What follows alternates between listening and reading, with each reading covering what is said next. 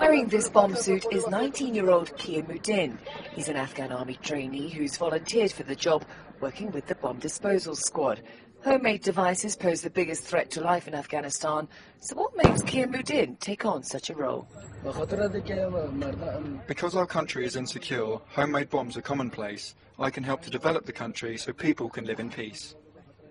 He says he's not scared of the job, but when asked if his mum knows what he does, he smiles and replies no.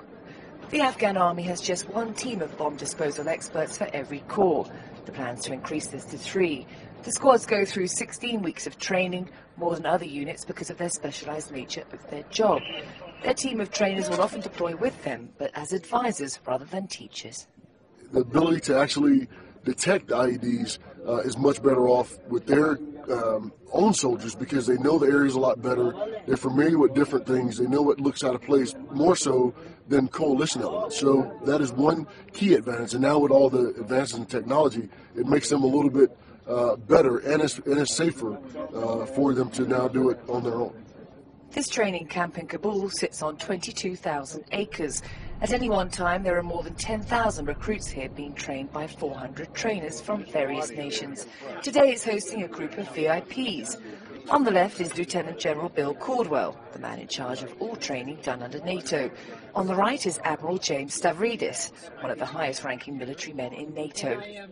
There have been reports recently of plans to increase the numbers of Afghan security personnel by 42% on current levels, or by October next year. Admiral Stavridis wouldn't be drawn on it. Any increase in the Afghan security forces, first and foremost, is a decision for Afghanistan to make. So there is an ongoing dialogue between the nation of Afghanistan, the sovereign state of Afghanistan, which in the end will decide how large it wants its armed forces to be, and the coalition of 49 nations, which is here to support them. The country has 117,000 police and 150,000 personnel in the army, targets which they've reached ahead of time. One factor that's helped recruitment is a 50% increase in pay to an average of $165 a month. Plans to propel the police and army to a force nearly 400,000 strong will make the need for large numbers of trainers even more important, and a continuing willingness by other nations, mainly the US, to foot the bill. Mel Green in Afghanistan for the NATO channel.